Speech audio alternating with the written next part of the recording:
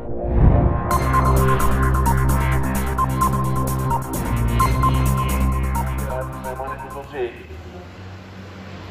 Kishori Lal ji ADC डोडा, cultural academy से जुड़े हमारे ऑफिसर सलाउद्दीन साहब, मेरे स्कूल के वाइस प्रिंसिपल रहमतुल्लाह साहब देव, तहसील सोशल वेलफेयर ऑफिसर बाबूराम जी, हमारे हर प्रोग्राम की आन बान शान master Om Prakash ji, chief education officer जिनके तहत जिनके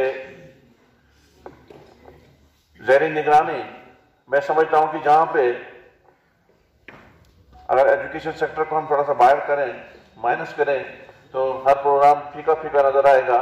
तो उसकी आन बान शान हमारे सरप्रस्त चीफ एजुकेशन ऑफिसर हमारे तारिक ख्वाजा साहब, महिला शक्ति केंद्र से जुड़ी हमारी दो सिस्टर्स और मेरा जी, अब मैं सोच रहा था कि मैं सानिया बोलूं कि साहिबा बोलूं, मेरे सुरेंद्र जी यहाँ पे एक अच्छे शागिर्द, मेरे स्कूल से जुड़े मेरे तमाम बातों में जिनको कहता हूँ, माजिद अली जरगर जी हैं, बानो बद्दार जी हैं, शिवम जी हैं, और बाकी जितने भी क्लास 4 के मेरे एम्प्लॉइज हैं, और खुसूसी तौर पे आप बच्चे, आप सबको मेरा प्यार भरा आदाब व सलाम। और आप बच्चों का मैं शुक्रिया अदा करता हूं कि आप बच्चे सुबह से जुड़े हैं।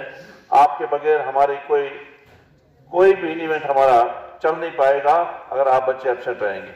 एक बात को मैं यहाँ पे एलेबरेट करना चाहूंगा थोड़ा सा, जो अभी सर ने कहा कि एक एग्जांपल इन्होंने दी कि सोच बदलने में वक्त लगता है।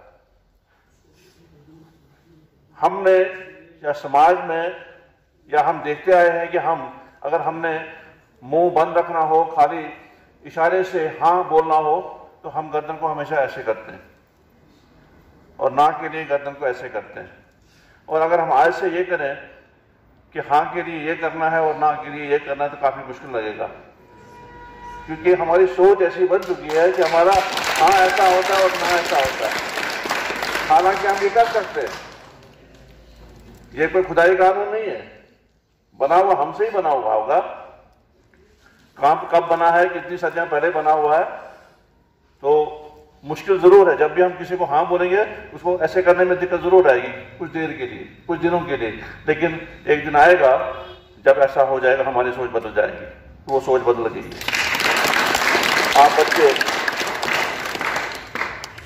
ये जो सर ने एक और बात कही डिस्क्रिमिनेशन की कि बच्चियां कम हैं और बच्चे ज्यादा हैं, ये भी वजाहत से कहा कि अब जब भी इस किस्म का प्रोग्राम हो, खास करके बेटी बचाओ बेटी पढ़ाओ से जुड़ा हुआ अगर ऐसा कोई प्रोग्राम होगा, तो मैं आप बच्चों से मुखातिब हूँ कि वहाँ पे आपने एम्बेसडर का रोल प्ले करना है कि वहाँ ज़्यादा बच्चा ही दिखनी चाहिए, बच्चे कम दिखने चाहिए। ये आपका काम भी बनता है, ये मैसेज आपने भी देना है कि हमने आगे आना है।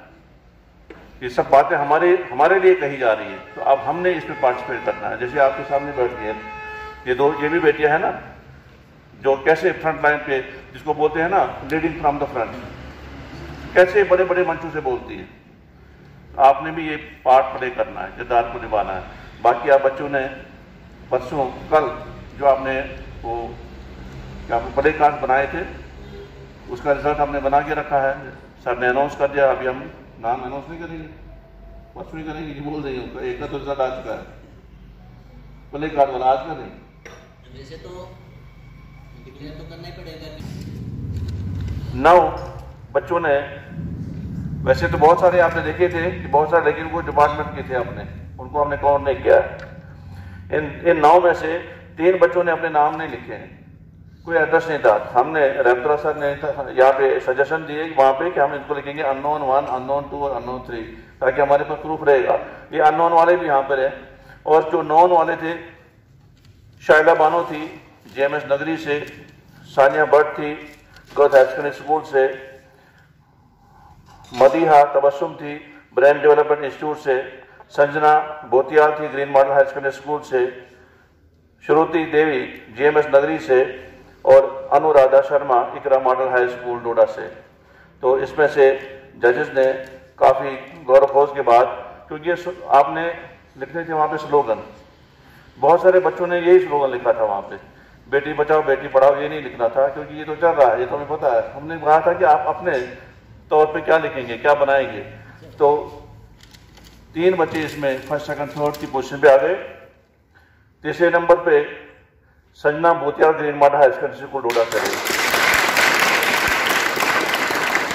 दूसरे नंबर पे Sania Bhatt government high secondary school girls Doda से रही, बच्ची यहीं पर है। और पहले नंबर पे अनुराधा शर्मा इकरा मॉडल हाई स्कूल डोडा से रही। तो इन 3 बच्चों के नाम आ गए हैं। बाकी जो आज का कंपटीशन रहा, ऐसे राइटिंग कंपटीशन था, पेंटिंग का कंपटीशन था, स्लोगन राइटिंग का था और पोएट्री का था। अभी वो रिजल्ट भी आज ही शाम तक तैयार किया जाएगा और एडमिनिस्ट्रेशन के हवाले किया जाएगा और इनको बाकायदा उन बच्चों को कन्वे किया जाएगा, ताकि उनको एक दिन पहले पता चलेगा कि हमने उसके अवार्ड के लिए या रिवार्ड के लिए स्टेडियम में जाना है। तो एक मरतबा फिर ये जो खड़ी थी आज की, मेरे हिसाब से अच्छी रही। सुबह से आप बच्चे लगे रहे, स्टेडियम में भी गए, यहाँ भी सुबह से आप लगे हो।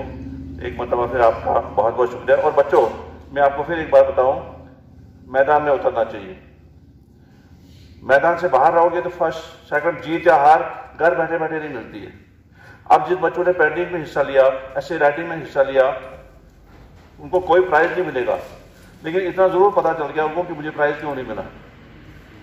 अगर फर्स्ट आने वाला फर्स्ट आया, सेकंड आने वाला सेकंड आ गया, थर्ड वाला भी थर्ड आ गया, तो मुझे कोई पोजीशन क्यों नहीं मिली, शायद मुझमें कहीं ना कहीं कमी थी।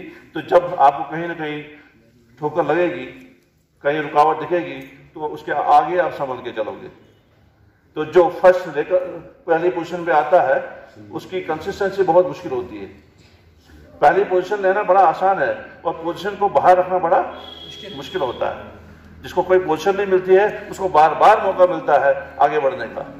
तो जिनको कुछ नहीं मिलेगा, आज के कंपटीशन में जिन बच्चों को कुछ नहीं मिलेगा, मैं समझता हूँ कामयाब बच्चे वही है, क्योंकि एक और मौका उनको मिलेगा सीखने का और समझने का।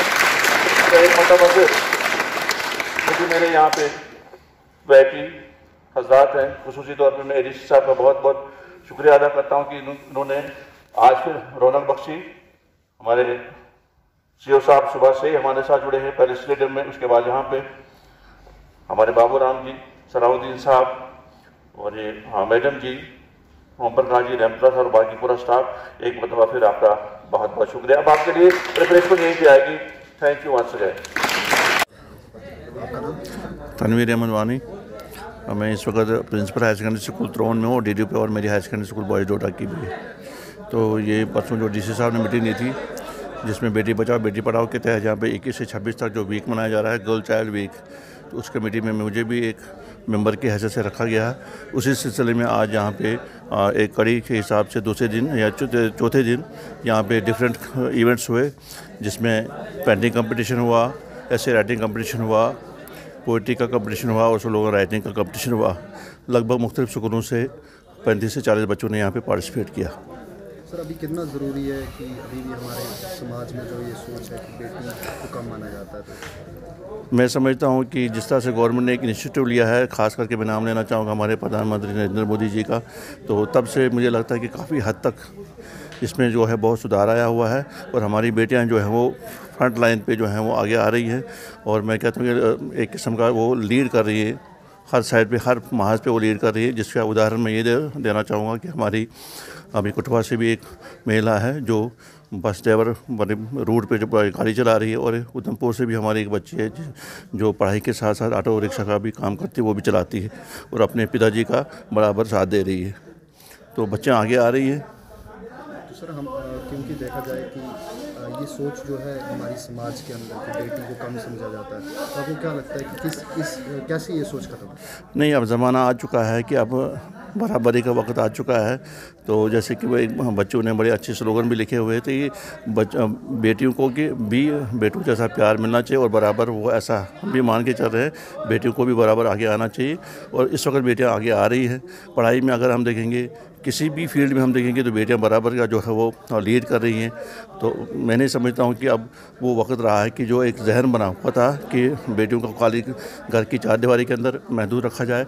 अब बेटियों को आगे आना चाहिए और आ रही हैं। क्या कहेंगे इन लोगों से, क्या कहेंगे कि जो अभी भी इस सोच में हैं? मेरी उनसे मोदबाना एक गुजारिश होगी, रिक्वेस्ट होगी कि अब हमने उस सोच को बदलना है और हमने बेटियों को आगे लाना है पढ़ाई के साथ साथ। और वो सोच नहीं रहनी चाहिए कि अब खाली बेटियां जो है 8वीं या 10वीं तक पढ़ें, उसके बाद आगे ना जाएं, क्योंकि ये ज़रूरत बन चुकी है। मैं कहता हूँ कि फैमिली में हर बंदा इस वक्त जो है वो फैमिली मेम्बर जो है वो कहीं ना कहीं से कुछ कमा के लाना चाहिए। तो उसमें बराबर बेटियों को भी जो है वो हिस्सा मिलना चाहिए और हक मिलना चाहिए। Thank you.